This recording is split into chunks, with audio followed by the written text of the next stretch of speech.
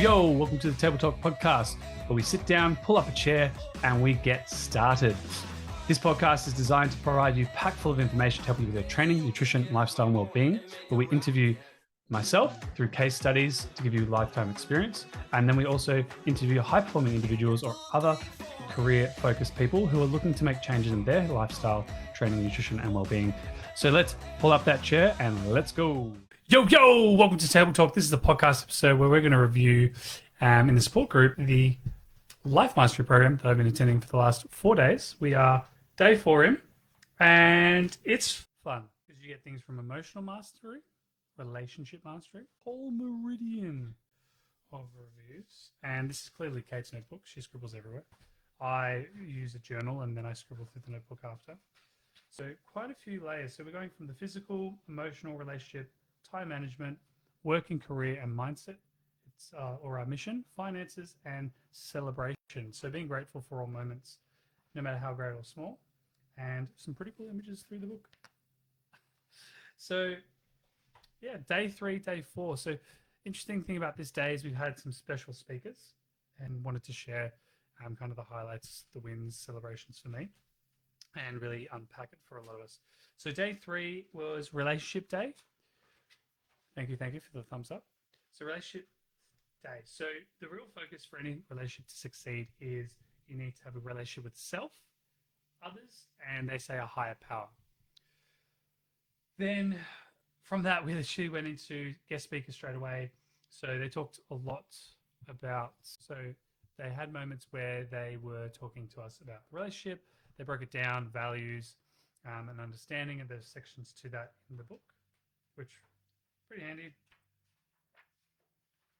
Breeze through this. This one took a while for a lot of us because for a relationship, everyone has an expectation. Now, obviously, I paraphrase, but everyone, no matter the relationship, whether you're by yourself and you're in a relationship or a triad or triage or where there's 3 people in a relationship, an orgy, there's always, everyone has their own relationship with themselves, then with others, and the higher power.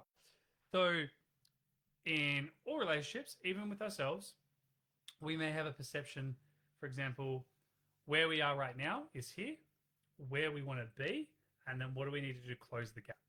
So a lot of the time when it comes to where you are now, you got to ask yourself, what is the result? So my relationship is okay, not great, certainly not outstanding. We're in a bit of a rut, a little bit stuck. The emotions I feel is boredom, disappointment, apathy, complacency. My identity is husband, lover, single, male, a chair, whatever you want to identify as. Because at the end of the day, this is what was really cool about it is it was brought up like, oh, what about transgender? What about if you're this or that? And the person said it really well, talking with Kate as well. It's like, it doesn't matter. The reason being is it's a relationship that starts with you first. So whatever your identity is, outstanding. You have now addressed where you are. You got to then ask yourself, what is your physical state? What are your beliefs, your language that you use day to day? Then instead of going, oh, how do I close the gap? You go to, where do I want to be? And your identity could completely change. So most of us will think, I'm a male, I'm a female, I'm a wife, I'm a husband, I'm a boyfriend, I'm a girlfriend, I'm a lover. But when you really identify at that higher level or yourself in the future, are you a warrior? Are you a champion? And they're really like using strong terms. There was one guy, he was like, hello, I am Carlos, the Mexican lover. And the way he said it, his tonality, the emotion, like also the language, but how he said it also played in that. Where before he was like, oh, I'm Carlos, I'm from Mexico.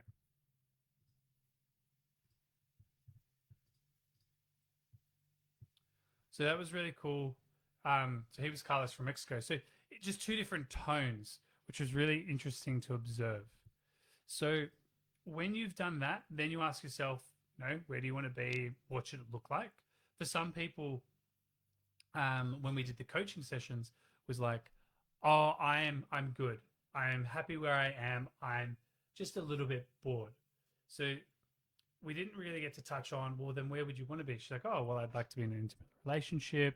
I'd like it to be fun, like it to be explorative, but it's really hard. So if you find yourself catching I otter, I try, but I have to, I've got to, like things that are kind of this is where you've got to really remove it and just go, what's the result? And if you can't get the result, ask yourself, what are the emotions you want to feel? From happy to okay to outstanding, elated, not belated, but outstanding and really having an amazing time. Spontaneous. Just what are the emotions you would feel? Do your identity. If you don't know your identity, well, then what would be a physical state? From this to this big smile. Um, Note them all down and really just pick it apart. And you'll start to find by getting some of the pieces, the other pieces will come. And once you've got where you are now and where you want to be, you then go, cool, what's the gap? How do I, have completely, I want to be completely fulfilled and have a joyful relationship. I need to, boom, boom, boom, boom.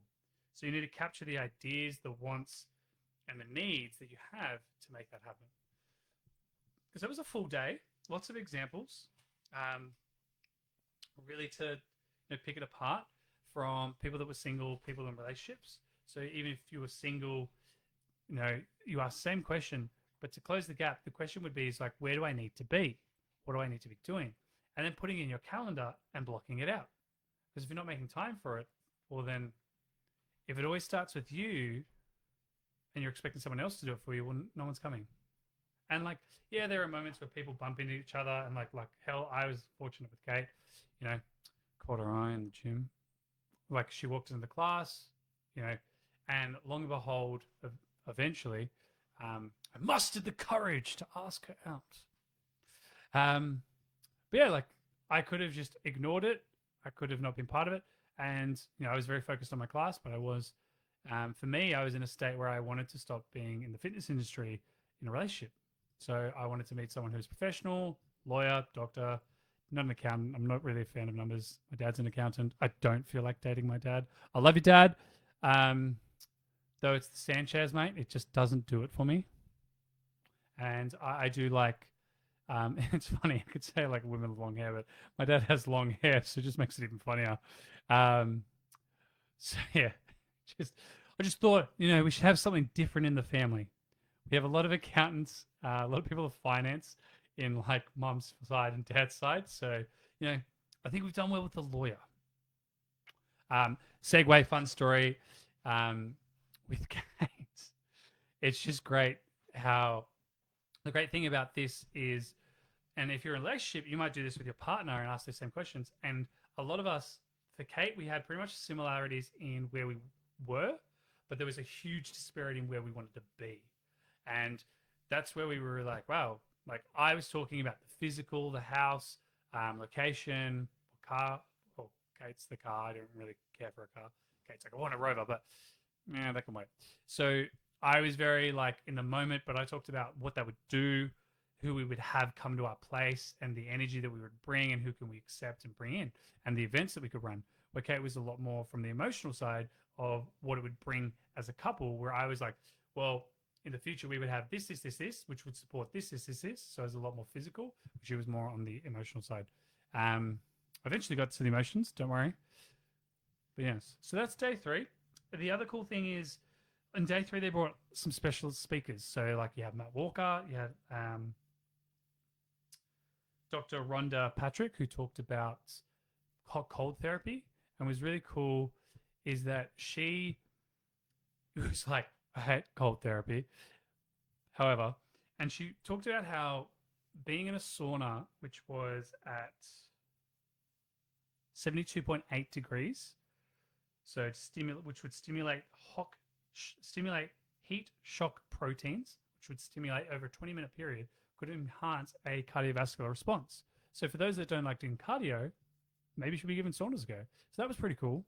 So 20-minute moderate cycle or 20-minute sauna 2 to 3 times a week decreased by 27% cardiovascular health reduction. So that was pretty cool to improve your cardiovascular health and motility. If you did it 5 to 7 times a week, it was 50%. Oh. So that was a really interesting one because Kate and I do it only like 2 times a week. We've got a dome sauna. So it's like on the floor and we lay in it. And you'll notice, segue, there is now a poster next to my head, Vitruvian Health. So I got this, so making little changes. And the interesting thing is we're just slowly rearranging the apartment so we can actually fit and make space for everything. Now we have the space for everything, but the ability to leave it out and not affect day to day, that's a bit of a challenge. Because I didn't want a giant dining table. Kate loves giant dining tables, so we finally got her a giant dining table. However, it had to be a stand-up, so we got a 2 meter long, marvelous table. So win-win for both. So now that's taken up a bit of space. But we've rearranged it and we've now worked it out so we can push it in, pull it out, which is pretty cool. Some people come over. Now, back to cold therapy and hot therapy. So benefits of hot therapy, you then have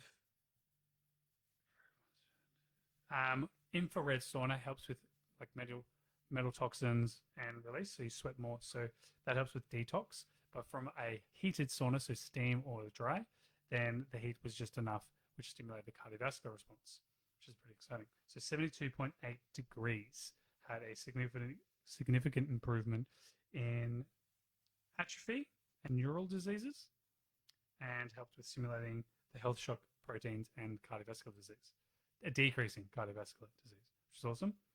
Now, cold therapy stimulates the shock proteins still, but it also releases a larger amount of endorphins and a thing called epinephrine, which this is released in more and cold plunges and helps with, they called it the antidepressant, so like it prolonged it by 6 weeks, and also helped to focus and calm people with ADHD.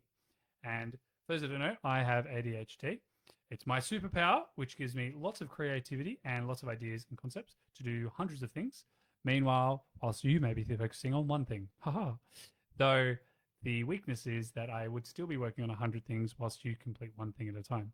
So pros and cons. Though it does help to focus. And the funny thing was Kate's sitting next to me and I literally go, look straight at it. She goes, it's true. You've been better for the last 6 months since doing cold plunges twice a week. And I went, right. And so what she's done is she's now gone, I think we should do it daily. Let's really calm this down. I was like, okay. But I also love the cold. So win-win for me. Now, but Carl, I don't have a plunge pool. I like what you just said, but I don't have a plunge pool. Then what do I do? Well, you could buy ice, but then that's expense. What you can do is just have a cold shower. Say what? Now, don't go having a shower, burn yourself at 72 degrees and then back to 0. So the idea is with the cold shower or the cold therapy, it should be less than 9 degrees for a 2 to 3 minute period. Now, the challenge with that is with the shower, probably not going to get that. What I would say is just turn the shower as much as you can to cold and just brace it for 2 to 3 minutes and then turn it back to hot. You'll get that release that you need. Really good for starting the day. Now, one thing that we learned, which was breath work from Wim Hof.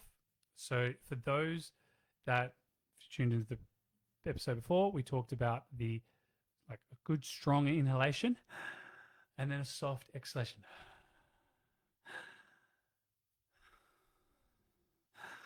And so what you're doing is you're getting everything to expand and really filling yourself up. And then after 20 times of doing that, you then hold for 15 seconds. You then exhale everything out and you hold for up to a minute. You'll be surprised you'll be able to do it. If you can't, 30 seconds, do whatever you can for as long with suspension without breath. And then you inhale for 15 seconds, exhale, check in, repeat. You can do that once or twice or 3 times before you jump in the shower and you'll notice the exposure won't be as... So yeah, hopefully that will help. Now, the benefit of the cold therapy, it will increase mitochondria and it will also help with stimulation of brown fat. Oh, helps with fat loss, does it? I'll take 2 of those. So that can be very helpful. Now, with that, we transferred into like beliefs and attitudes. The thing is with the beliefs, attitudes, your language and meanings, there's the triad, which are the 3 concepts, which is affects your physiology, your focus, and your language and your meaning. So if you're focused on something negative, you're probably going to notice that the language that you use and your physical state changes. However, by being aware of that, you can change it. However, like a muscle, it takes time. So if you feel, those moments when you have a conversation with someone and you're like, oh, I should have said that. Oh, I would have nailed it. Well, cool. Number one, you address it, you accept it, then you just repeat it maybe a few times, maybe you journal it down. You start to condition yourself to get forward into that state. You could even ask yourself, what do you look like in that state when you're saying those words? Oh, I'd be broader in the chest. Cool. Bigger breasts. Work the posture. Even train the muscles. Because, the cool thing about that is in day 4, we actually had someone come on and she talked about all the benefits of weight training, and she put up all these biofeedback issues, contraindicators to someone's health. If you want to decrease bone density, increase body temperature, you want to decrease blood sugar tolerance, you want to decrease strength, you want to increase fat mass, you want to increase aerobic capacity, increase LDL, bad, cholesterol in comparison to good, you want to decrease muscle mass, and you want to increase your blood pressure, don't do weight training 3 times a week. I was like, yes, trainers for the win, but also weight training for the win. I'm actually going to design a 3-day program for all the people at the event. I'm just going to share it with them because I imagine a lot of these people don't train and will give tools and resources because it's all about giving back. So if you're interested, reach out, info at vitruvianhealth.com.au, and I'll share it with you. It comes with videos and links and Kickstart. So these were things that could also help with,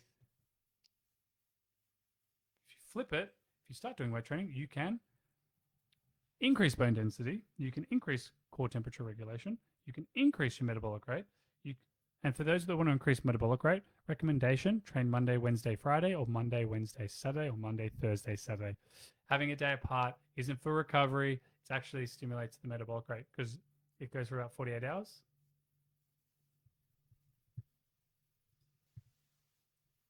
It'll go for about 48 hours and then it tapers down. So that's why you want at least those days apart, 48 to 72. Then in day 4, we talked about all of the gifts. So, gifts of breath, how to breathe. Getting a trampoline can stimulate the lymphatic system. Number 2 is living water and living foods. So looking at fresh foods, organic versus commercial, healthy fats and oils. So looking at coconut oil, avocados over conventional margarines. So the power of going green, decrease alkalinic state, aerobic energy. So working aerobically 3 times a week, which could be your saunas. Then you could be doing maximized nourishment, drinking water, combining foods. So fruit on an empty stomach, veggies with protein or veggies with carbs, which is an interesting thing that I'll look into more because I don't do that. But it's something that I was like, maybe, but the way we eat works quite well. Be mindful when eating. Don't be on your phone. Eat to satisfy, not to gorge. It is not Christmas every single day. Damn. Go organic where you can. So ideally looking at clean 15, dirty dozen. So the dirty dozen is where you would go organic. Structural balance, limitations. I was like, yep, that's my bread and butter. Then we had the biofeedback markers. So working on structural balance to decrease stress and load on the body. And be mindful of self. Be consistent, be aware, and flood yourself with daily positivity. Just being nice to yourself. And if you're not, reflect at the end of the day. Now, the other 4 gifts was avoid those. Either remove them or decrease or reduce or eliminate. It's your choice. Decrease processed fats. Animal flesh. Looking for more clean sources, which would be free-range, grass-fed, antibiotic-free, rather than commercial bought. Dairy, milk, cream, butter, ice cream, dairy products, as this will slow down the process of the system's detoxification. But ice cream, no. And then acid addiction, so looking to decrease acidity from coffee, alcohol, the white devils, nicotine, and drugs. The idea is that they would increase the acidity of the body, which would create a greater bacterial growth for viruses. We then looked into sleep, which is next before we go into sleep, so those are the 12 gifts. So 8 to benefit and 4 to be cautious, to decrease, reduce, or avoid. Pretty cool. Then we had Matt Walker, which is pretty cool. I'm a big fan of his work and learning about sleep myself has really helped. He brought up a study which was, did you know how many people on this planet can sleep 5 hours a day and not experience a decrease in blood sugar, insulin resistance, decrease of muscle mass, and increase of fat gain? Because when you sleep less than 7 hours, that's what happens. Increase fat, decrease muscle, slow your metabolism, and affect your blood sugar, which compromises your food intake, and therefore you have to eat less to lose weight, which sucks, and affect your cognitive function. He's like, however, do you know how many people can sleep 5 hours and get away with it? Because, you can sleep when you're dead, right? People are like, tell us. He's like 0% out of 2 million people in a study. I'd be really interested to see that study. But I imagine a lot of the data comes from Oura Ring, because they did something on, I think, 1.2 million people. They got like all the data across all the countries and continents. So that's where he's getting his data from, which was just showing that no matter who you are, you've decreased your REM and rapid eye movement. So that's the cognitive recovery, deep sleep for physical recovery. If you choose both of those, it affects the whole body. Which is really interesting, because there's a lot of data tracking which related to like different demographics, so ages, locations. So there was different data on each location. We'll do a podcast on that, which will be on the Oura Ring, because I really do like it. Ta-da! And the Oura Ring is literally just a ring on your finger. Then the last thing was, we had a few other specialist speakers, though I talk about a lot of that stuff already, so I'm not going to bombard you with that. But the next one, which I'm really keen and I'm going to be adding, which I actually did today, working with someone. So they have a focus called, let's get it, results focused, purpose driven, massive action plan. So it's just like goal setting. So when you set goals, you want to be smarts. Well, they said smart, I say smarts. You want to be specific, as detailed as possible, measurable, break it all down into numbers so you can track it, make sure it's achievable, be realistic about it in a timely fashion. Most people set goals in 3 months, 6 months, but be so specific about it that you know the day. You can actually see the day. Monday, Tuesday, Wednesday, Thursday, Friday, Saturday, Sunday. Which day is it? Then, ask yourself, are you going to burp on that day? Or are you celebrating? Are you having coffee? What does it smell like? Is it raining? Is it sunny? What are you wearing? Go into detail, which is, create the emotional state. So visually see it, identify what do you need to be doing. And once you've done that, then take massive action by asking yourself, what's the roadmap? What do I need to do to be making this happen? Train 3 times a week. I need to be going all out. Oh, I could go 80% and I could achieve it. Okay, cool. Go at 80%. But what's the roadmap? Most people are thinking long term, but they don't work backwards. So the thing that I found was helpful, which is I don't ask enough. I get it with people, but don't ask enough, which is like, who are you? Where are you now? And what do you feel? It's like, oh, I'm happy, which is same as the relationship one. So just ask yourself, who are you now versus who would you be then? Which is really interesting. I got Wagam Bimbi. I would be Wagam Bimbi. I was like, the tribal woman. She's like, yeah. It's like, cool, let's be that person. But now we have a phrase or a nickname. So whenever we Slack, we go, hey, Wagam Bimbi, tribal woman. Whoop. Change physiology, change state. So that was really cool. At the end of the day, they did sound healing, helped to reset, readjust, which really inspired Kate to get back into sound healing. So stay tuned. She will be coming back with some podcasts of her own, which I'm pretty excited for, because there is a podcast where you hear this, and that's me snoring. So when she does recordings, I just participate and I just conk out. I love it. It's great. Power nap. So that is a quick recap of day 3, day 4, looking at life mastery with Tony Robbins. First looking at relationship, and then emotional, and now looking at results focused and identity of who we need to be and where we are going. And it really is cool to inspire, because this will just helps me realign what I'm doing. And I've just kind of gone, where I need to be, I wouldn't have this much mess. So cleaning it out, doing stuff that needs to be done. Like, I've had this for a month, maybe 2 months, and I've been like meaning to put it up, but I'm like, oh, I'll get to it later. And so all these little things that get put off It's like, we'll do it now because it's in the way. Boom, boom, boom. Just put some stuff up for sale. We're going to donate stuff to charity. And yeah, all those little things help you to move forward. And now it's like, cool, call more people, help more people, get more sessions, get more trainers, build the Elite 20 and build it fucking now. So let's go. So hope they enjoyed. If you got anything from it, comment, like, subscribe below, and have a beautiful day. Enjoy. Hey, thanks so much for joining the episode of Table Talk today. We hope you found some helpful tips and inspiration in staying healthy and fit, even with a busy schedule. Be sure to subscribe to our podcast. Stay tuned for our next conversation. Until then, keep prioritizing yourself, your health, your fitness, and we'll see you on the next Table Talk.